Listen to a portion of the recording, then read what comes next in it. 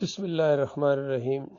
یہ ایک انگریزی کہاوت ہے، to kill two birds with one stone, یعنی ایک پتھر مار کے دو پرندوں کو شکار کرنا۔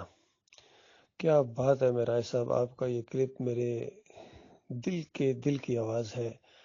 آپ نے ایک کلپ کے اندر ان دو فریبکاروں کا جس انداز سے ذکر کیا ہے اور جس انداز سے ان کی کھال اتاری ہے اور جس انداز سے ان کو فریبکار ثابت کیا ہے اور آپس میں ایک دوسرے کا معاون ثابت کیا ہے، محمد حنیف اور سعید احمد کو، یہ کلپ میں انشاءاللہ اپنی طرف سے یوٹیوب کے اوپر چڑھاؤں گا۔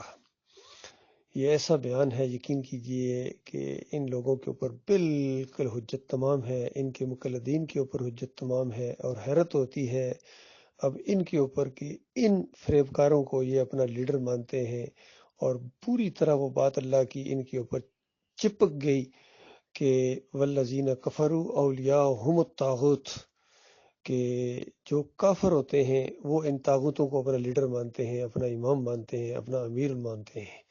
وہ کافر ہی ان کو اپنا امیر مان سکتا ہے، کوئی مومن ان کو امیر تو کیا، ان کو مقتدی ماننے کے لیے تیار نہیں ہے، کیونکہ ایسا فریب انہوں نے دیا۔ یقین کیجیے، حیرت ہوتی ہے کہ یہ اتنے جھوٹے ہیں اور بالکل سر چڑھ کے جھوٹ بولتے ہیں۔ یقین کیجیے، تو میں یہ جو محمد حنیف کا کلپ سنا ہے اور یہ سعید احمد کی بھی اس طرح کے بیانات آتے رہتے ہیں، اتنا جھوٹ بولتے ہیں، ان کو ذرا بھی اللہ کا خوف نہیں ہے۔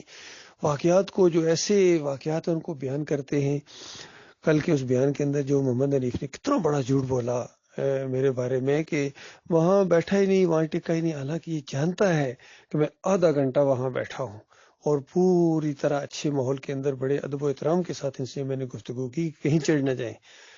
اور وہاں یہ سجدے کا بھی ذکر ہوا پوری طرح، اور پھر میں نے ان کو یاد بھی دلایا، میں نے کہا یہاں ہی بیٹھے ہوئے پچھلے سال تو آپ کہہ رہے تھے کہ ہمارا وہی موقف ہے جو 17 نمبر حبل اللہ کے اندر ہے، اور 17 نمبر حبل اللہ کے اندر لغوی معنوں میں مانا گیا ہے، اور 17 نمبر حبل اللہ کے اندر کہا گیا ہے کہ رہا وہ معروف سجدہ، یعنی جو عام سجدہ جس طرح ہوتا ہے، یہ تو ہر شریعت میں حرام ہے، شرک ہے، خارج از امکان ہے، یہ لکھا ہوا ہے۔ تو پچھلے سال تو آپ نے، یعنی 2016 میں جب میری آپ سے ملاقات ہوئی تھی، تو آپ نے یہ اقرار کیا تھا۔ تو محمد حنیف صاحب کہتے ہیں کہ اب ہم اس میں امینڈمنٹ کریں گے، یہ الفاظ ہیں محمد حنیف کے، امینڈمنٹ کریں گے۔ اور ظاہری بات ہے، پھر اس نے اپنی تفسیر کے اندر اس میں جو کچھ لکھ دیا وہ امینڈمنٹ ہے، یعنی اس میں تبدیلی ہے۔ تو عقیدے کے اندر تبدیلی کس نے پیدا کی میرے بھائیوں؟ امینڈمنٹ کس نے کی؟ خود سوچو اللہ کے بندو، اتنی سادہ سی بات آپ کی سمجھ میں نہیں آ رہی ہے؟ تبدیلی کس کے اندر آئی؟ من النور الی الظلمات کون ہوا؟ کہ نور سے، ایمان کے نور سے الی الظلمات، یعنی اندھیروں کی طرف، کفر و شرک کے اندھیروں کی طرف کون گیا؟ اور کون ہے جو اسی دعوت کے اوپر قائم ہے؟ اور پھر فریب کری محمد حنیف کی دیکھو، کہتا ہے جب حق کی دعوت اٹھتی ہے تو پھر شیطان کے چیلے اس کی مخالفت کرتے ہیں۔ حق کی دعوت کس نے اٹھائی تھی؟ ڈاکٹر مسعود الدین عثمانی رحمۃ اللہ علیہ نے، محمد حنیف بن عبد اللطیف نے نہیں اٹھائی ہے۔ حق کی دعوت اٹھائی ہے ڈاکٹر عثمانی رحمۃ اللہ علیہ نے۔ اور پھر ظاہری بات ہے، جہاں بریلویوں نے، دیوبندیوں نے، اہل حدیثوں نے کیڑے نکالے ہیں، وہاں محمد حنیف نے بھی کیڑے نکالے ہیں۔ یہ ہوا ہے اصل میں۔ میں تو اسی دعوت کے اوپر قائم ہوں اور انشاءاللہ قائم رہوں گا، اسی کے لیے جیوں گا، اسی کے لیے مروں گا۔ اور میں نے ڈاکٹر عثمانی رحمۃ اللہ علیہ کے جب لٹریچر پڑھا تھا اور ان کی ایک کیسٹ سنی تھی، تو اس وقت میں نے دعوت اللہ بازاروں میں اور بسوں میں شروع کر دی تھی، اور مجھے کوئی نہیں پتا تھا محمد حنیف کس نالی کا کیڑا ہے، مجھے اس وقت نہیں معلوم تھا، مجھے کوئی پتہ نہیں تھا یہ کون ہے، یہ ڈاکٹر عمر خطاب کون ہے اور محمد گل کون ہے اور اعظم کون ہے۔ میں نے اس وقت دعوت اللہ شروع کر دی تھی، اور میں نے ارادہ کر لیا تھا میں اس دعوت کو پایا تکمیل تک پہنچاؤں گا، چاہے کچھ ہو جائے۔ ایک ہاتھ بھی ڈاکٹر عثمانی رحمۃ اللہ علیہ کے ساتھ نہ اٹھے، میں ڈاکٹر عثمانی رحمۃ اللہ علیہ کا ساتھی ہوں۔ اور بالکل میں نے ارادہ کر لیا تھا کہ اگلے ہفتے میں کراچی جاؤں گا، اور وہاں جا کے ڈاکٹر عثمانی رحمۃ اللہ علیہ سے کہوں گا کہ ڈاکٹر صاحب بہت زبردست بات ہاتھ میں آ گئی، اللہ نے بڑا احسان فرمایا ہے، پورا یہ مسئلہ سمجھ آ گیا ہے، اس دعوت سے پیچھے نہیں ہٹنا ہے، کوئی ایک بھی آپ کا ساتھ نہ دے، میں آپ کے ساتھ ہوں، انشاءاللہ گلے گلے تک اتر جاؤں گا اس دعوت میں آپ کے ساتھ۔ تو اندازہ لگے، میں تو اس وقت ایمان لایا ہوں، اب میں محمد حنیف کی وجہ سے اس ایمان عقیدے کو چھوڑنے والا ہوں؟ میں نے اس اپنے ایمان کی خوشی میں مٹھائی بانٹی تھی، الحمدللہ۔ اس طرح یہ ایمان عقیدہ میرے رگوں پاؤں پیر کے اندر اور ہر جگہ خون اور رگوں اور پٹھوں میں یہ ایمان اور عقیدہ اتر گیا تھا۔ اب میں اس کو چھوڑنے والا ہوں؟ اس سے محمد حنیف کی وجہ سے، اس مولوی کی وجہ سے، صوفی کی وجہ سے؟ اللہ کے بندو غور کرو، یہ آپ کو کہاں اس نے پہنچا دیا. جھوٹ بولتا ہے، بالکل جھوٹا ہے. کہتا ہے کہ ارشد کرم اللہ نے وعدہ کیا تھا کہ وہ اس کی تشہیر نہیں کرے گا، تشہیر نہیں کرے گا. یہ تشہیر نہ کرنے والی چیز تھی اور انتظار نہیں کیا اس نے. یعنی میں انتظار کرتا کہ امیر صاحب شورا میں کیا فیصلہ کریں گے عقیدے کے بارے میں. امیر صاحب نے کہا کہ سجدہ اللہ کو ہوا ہے تو میں کہوں گا ٹھیک ہے اللہ کو ہوا ہے. امیر صاحب کہیں گے جناب کہ سجدہ یوسف علیہ السلام کو ہوا ہے تو میں کہوں گا یوسف علیہ السلام. وہ میرے سے یہ امید رکھتے ہو؟ میں تو اپنا عقیدہ اس کا اظہار کیا ہے. اور چونکہ جب محمد حنیف سے گفتگو ہوئی تھی تو اس کا رجحان ماننے والا نہیں تھا، اسی وقت میں نے پہچان لیا یہ نہیں مانے گا. تو اس وجہ سے میں نے اس کی آگے پیچھے دوسرے صاحب رائے لوگوں کو بیان کرنا شروع کر دیا. اور ساتھ بڑی بات یہ ہے کہ اس محمد حنیف نے اتنی بڑی خیانت کی. میں نے اس کے ہاتھ میں جو مضمون پکڑایا جو سجدہ تعظیمی کا شرک کی شکل میں کتابچہ چھپ چکا ہے، پرنٹ ہو چکا ہے، اور یہ شورا کے نام تھا. اور وہاں کراچی پہنچنے سے پہلے اس نے اسلام آباد ایئرپورٹ سے اعلان کر دیا تھا کہ ہم ارشد کے خلاف تادیبی کارروائی کرنے والے. ارشد ظفر اس کے گواہ ہیں اور اشرف کشمیری اس کے گواہ ہیں. اس نے فون کر کے بتا دیا تھا.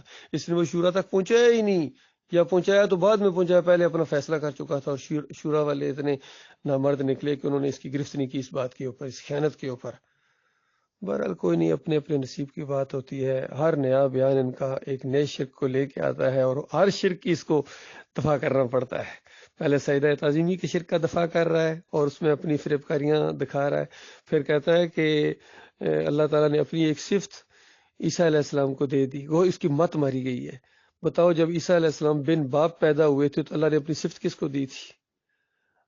جب عیسیٰ علیہ السلام کو رفع کیا گیا، اٹھایا گیا جسم کے ساتھ، اس وقت اللہ نے اپنی صفت کس کو دی تھی؟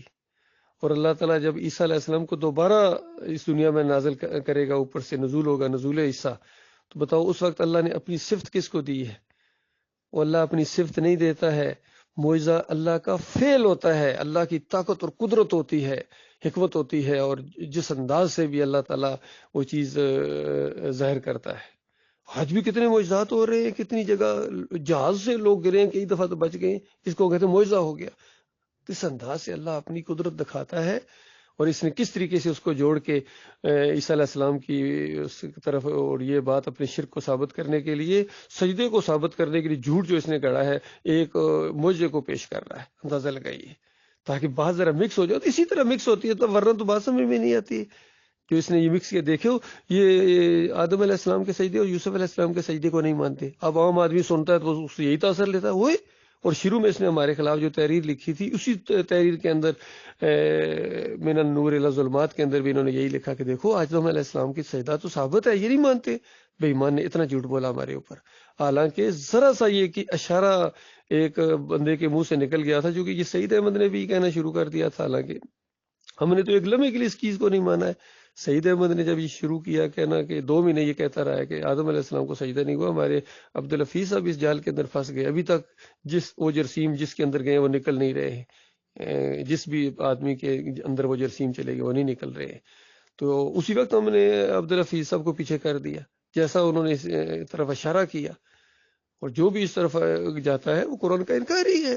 ہم تو آدم علیہ السلام کے ملائکہ نے سجدہ کیا ہے، وہ کسی انسان نے انسان کو سجدہ نہیں کیا ہے. وہاں اللہ کا ایک شانہ انداز سے حکم ہے، اور وہ حکم کیوں دیا اللہ کے علاوہ کوئی نہیں جانتا، اس کی کوئی تفسیر نہیں بیان کی جا سکتی. اور سجدہ کس طرح ہوا کوئی تفسیر نہیں بیان کی جا سکتی. جتنی بات اللہ نے بتائی ہے ہم مانتے ہیں. ادھر سے انہوں نے پھر یہ اب کہنا شروع کر دیا، کبھی سہیل خان بھی، یہ یوسف علیہ السلام کو بھی سجدہ ہوا، کیوں ہوا، کیسے ہوا، ہم نہیں جانتے. حالانکہ پہلے کہہ چکا ہے، کہتا ہے کہ یوسف علیہ السلام نے تکلیفیں بہت اٹھائی تھی جس کی وجہ سے اللہ نے سجدہ کرا کے ازالہ کر دیا. اور محمد حنیف لکھتے ہیں یہ انوکھا سجدہ ہے، یہ فقید المثال سجدہ ہے. ایسے اس طرح کے الفاظ بولتا ہے. اور کہتا ہے یہ سجدہ تعظیمی ہے، یہ اللہ کی مشیت ہے، اللہ کا حکم ہے. یہ مرو گے تو پھر پتہ چلے گا. اور جو مر گئے وہ وہاں پہنچ گئے ہیں، چاہے خالد عزیز ہوں، چاہے صابر علی ہوں، چاہے اس کی اپنی بیوی ہو، جو بھی کفر شرک کے اوپر مرے گا ہمیشہ کی آگ کے اندر رہے گا. یہ اللہ کا آخری فیصلہ ہے. برا اللہ کا لاکھ لاکھ شکر ہے، اللہ تعالیٰ نے اس گن سے ہمیں نکالا ہے. اور مخلص مومن ہمیں اللہ تعالیٰ نے عطا فرمائے ہیں اور عطا فرما رہا ہے، جن کے دلوں میں اللہ کا وقار ہے، اللہ کی عزت ہے. ہم انشاءاللہ اسی کے اوپر قائم ہیں، اسی کے اوپر قائم رہیں گے. ایمان خالص کے لیے جئیں گے اور ایمان خالص کے لیے مریں گے. اللہ تعالیٰ اس کی توفیق عطا فرمائے.